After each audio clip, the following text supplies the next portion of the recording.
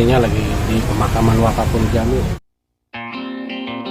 Halo pemirsa Satu Nusantara News, kali ini kita akan menjumpai seorang warga Ulu Jami, Jakarta Selatan, yang karena inisiatifnya dia membuat sebuah gerakan yang sangat membantu warga sekitarnya. Kita akan bertemu Hairullah, atau yang akrab disapa Bang Ilul. Bagaimana cerita inspiratifnya? Saksikan tayangan berikut ini. Kalau tiap hari saya ada di pemakaman pagi sampai jam 10 jam 11, pulang istirahat, jam 1 jam 2 balik lagi ke pemakaman.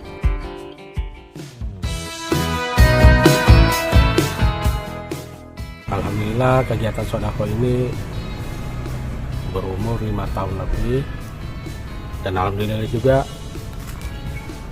saya ini sebenarnya boleh dikatakan sodako ini berat menjalaninya, tapi 2 minggu sebelum bapak saya meninggal, saya minta redonya. 3 kali saya ngomong, nggak dijawab. Akhirnya dijawab, dia redo apa yang saya jalani. Dan dia juga sempat bilang, kalau lu rajin, yang orang nggak punya nanti lu punya. Jadi saya berpikir lagi, apa yang dikatakan orang tua saya itu sangat bermanfaat buat saya. Jadi hidup itu cuma sebentar, kematian sebentar lagi. Kalau di sini nih pemakaman wakaf Ulu Jami.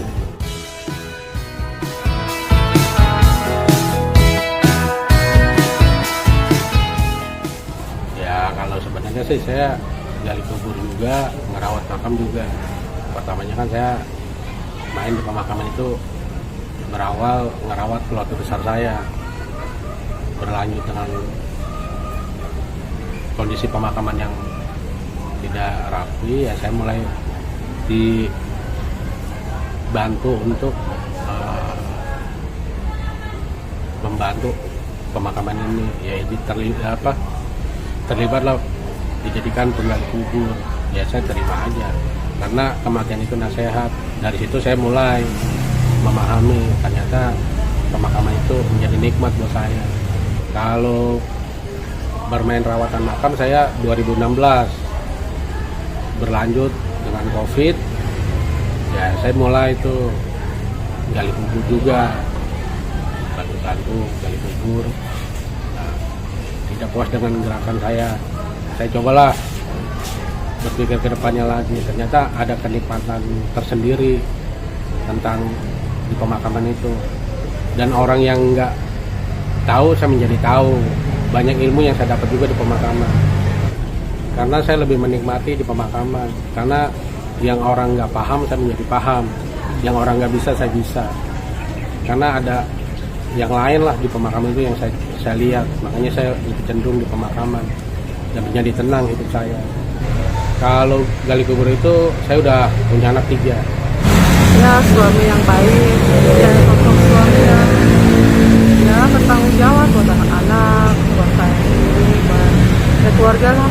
Awalnya sih menolak dengan keberadaan saya seperti itu, tapi saya nggak mungkin kan dengan penolakan itu saya lawan dengan omongan, tapi saya diamin aja, waktu aja yang bicara. Tapi bulan ketemu bulan, tahun ketemu tahun, alhamdulillah mereka mendukung, terutama istri saya ikut mendukung juga. Sodako Jumat berbagi sayuran, salah satu gerakan yang diinisiatif oleh Bang Ilul ini sangat membantu bagi masyarakat sekitar Ulu Jami, diadakan setiap Jumat pagi. Ya alhamdulillah, sodako itu terinspirasi dari pemakaman juga. Ketika saya berpikir, mungkin kalau orang mampu punya kegiatan sosial, wajar, karena dia punya harta lebih. Coba saya berpikir dari orang yang punya penghasilan di bawah, tapi dia masih mau berbagi, itu sangat luar biasa. Karena guru saya juga berpesan, dikala susah kita masih mau berbagi, itu jarang orang bisa. Tapi ketika kita bisa, itu luar biasa, itu kata guru saya. Makanya dari hal-hal seperti itu saya pelajari. Kalau saya kenal Bang Ilul udah lama ya, karena Bang Ilul orang Ulu Jami asli, saya juga orang Ulu Jami asli ya. Jadi sejak kecil gue saya udah kenal Bang Ilul gitu. Ya kalau dia kan profesinya di sini sekarang dia sebagai petugas pemakam, makam penggali juga, perawat makam juga, dan dia juga sekarang udah punya kegiatan-kegiatan lain tuh seperti kayak yang pengumpulan koin itu ya. Terus dia juga punya kegiatan tuh tiap hari Jumat ada apa tuh di tiap Jumat tuh dapat ibu-ibu apa tuh dapat ya sekedar apa sayuran apa makanan dah gitu berupa itu Jumat Berkah namanya gitu. Dia itu udah berjalan 5 tahun kurang lebih tuh Jumat Berkah. Kalau yang koin itu dia kalau kurang lebih udah 3 tahunan lah berjalan ya. Gerakan sodako yang saya gagas itu ya sayur mayur, lauk pauk berbentuk mentah, dan mereka yang datang mengambil sayuran dan lauk 2 jenis yang saya minta untuk mengambil, dan mereka saya minta juga untuk belajar sedekah receh, yaitu dari 500 dan 1000 perak. Seandainya dia mau ngasih lebih ya alhamdulillah, kalau dia ngasihnya 500 atau 1000 ya nggak ada masalah. Kalau sedekah sayur berjalannya itu udah 5-6 tahun. Kalau sedekah koin kain kafannya berjalan 2 tahun lebih. Waktu sedekah itu saya gagas itu banyak yang mencibir juga, paling nggak bertahan lama ya, tapi kan nggak mungkin saya lawan dengan omongan, tapi saya jalanin aja kehidupan saya sehari-hari. Tapi alhamdulillah dengan waktu yang berjalan dan nggak dirasa, sedekah saya ini juga telah dihadiri tokoh-tokoh masyarakat, tokoh agama, ulama dari RW 4 Ulu Jami, dari RW 3 Ulu Jami, sampai cucu pendiri Nahdlatul Ulama dari Jombang pun datang ke ladang sedekah saya. Dari situ saya terinspirasi, dan sampai artis-artis ibu kota juga berdatangan ke ladang sedekah saya. Ya memang sih omongan dari masyarakat itu udah jelas ada, pasti ada ya. Tapi ya saya mengharapkan pada Bang Ilul itu omongan-omongan yang istilahnya yang kira-kira kurang mengenai di hati dia itu jangan dianggaplah. Itu udah biasa. Yang penting Bang Ilul teruskan aja perjalanan dia. Apa yang dia mau perjuangkan teruskan gitu. Jangan sampai berhenti, karena itu sangat membantu sekali dengan masyarakat yang kurang mampu gitu. Ya memang dari awal saya selalu dana itu enggan, agak rentan karena kondisi saya yang bukan orang yang mampu. Nah, saya berapa kali diminta sama teman-teman juga untuk galang dana lewat proposal, tapi saya nggak mau. Saya bilang saya berjalan dengan sendirinya aja, saya bismillah aja. Coba kalau memang kita yakin dengan adanya Allah ya sedekah ini akan berjalan. Alhamdulillah dengan berjalannya waktu dan saya jalanin tanpa keluh kesah saya, sedekah itu ya berjalan dengan sendirinya. Dan masalah dana ya semampu saya punya rezeki segini ya udah saya jalanin. Tapi alhamdulillah para tetangga, teman-teman saya itu ada aja rezeki ya dia bantu. Ya saya bilang kalau mau bantu ya silakan aja, monggo. Tapi kalau nggak bantu nggak apa-apa. Berapa kali saya juga disuruh minta proposal, saya nggak mau, enggak lah, saya nggak mau, biarin aja berjalan dengan sendirinya sedekah ini. Dalam kegiatan sosial itu kan namanya di masyarakat, saya ini kan bukan perangkat desa, saya ini bukan pejabat yang ada di Ulu Jami, saya ini masyarakat biasa, ya cuman mungkin punya jiwa sosial, saya jalanin itu. Ya memang perangkat desa ada aja yang bantu saya, dari warga RT lain juga ada yang bantu, dari RT juga dikala dia punya rezeki bantu, dari RW dia punya rezeki juga bantu. Tapi terus terang memang saya nggak pernah minta sumbangan sama perangkat desa yang ada di wilayah saya. Kalau sosok orangnya sih enak, orangnya dalam arti kata nggak banyak marah, orangnya kayak simple aja Pak, ibaratnya boleh dikatakan dia juga bermasyarakat, dalam arti kata pergaulannya juga ada, orang yang nggak pernah ribut ibaratnya, ya pokoknya asik aja deh gitu Pak.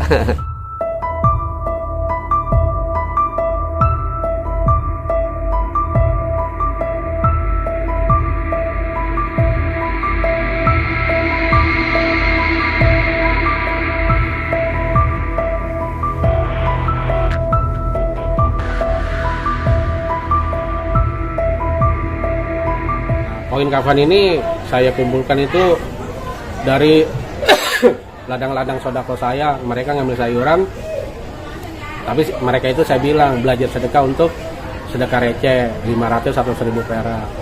Nah, dari hasil receh-receh ini saya simpan, saya kumpulin, dan dari warga juga ada yang bantu saya receh-receh 100 perak, 200 perak mereka kumpulin. Bahkan ada yang sampai ngasih warna-warna 2.000, 5.000, 10.000. Dan kalau orang mampu bisa lebih dari itu dia ngasih. Setelah saya kumpulin dapat banyak, uang itu akan saya simpan. Ketika ada warga yang nggak mampu, nanti meninggal saya bantu sampai mobil saya turun-turunin. Tentunya saya melibatkan tuh perangkat desa. Kalau koin kain kafan itu ya saya itu kan ada tim. Jadi kain kafan itu kita beli cash, terus papannya, jasa mandi jenazah, dan mobil. Dan kalau sampai ada masyarakat yang membutuhkan pemakaman di TPU, itu saya bantu. Ya kita bantu, tentunya kan kalau di TPU itu kan dananya lumayan ya dari keluarga musibah. Tapi ketika dia keluarga nggak mampu, ya dari koin ikut andil, membantu penyelenggaraan jenazahnya. Kalau menurut saya sih emang banyak. Itu juga kagak mengutin, ibarat kata kagak mengutin biaya dari luar, uang pribadi. Itu ya bagus, saya nilai gitu. Kalau saya kan bicara minta-minta ya enggak juga sih, karena kan saya kadang bermain di media sosial juga tuh. Kadang teman-teman saya baca atau lihat videonya, kadang dia bertanya, itu sedekah koin gimana sih? Saya kasih tahu. Begini-begini ya aja ikut andil. Terus ada juga tuh di rumah saya banyak tuh receh-receh, dia ikut. Oh nih sayang-sayang nih, daripada kebuang-buang saya sedekahin. Alhamdulillah. Dari situ aja saya belajar. Karena koin-koin itu saya kelola mandiri dengan istri saya. Ada juga tim-tim saya juga.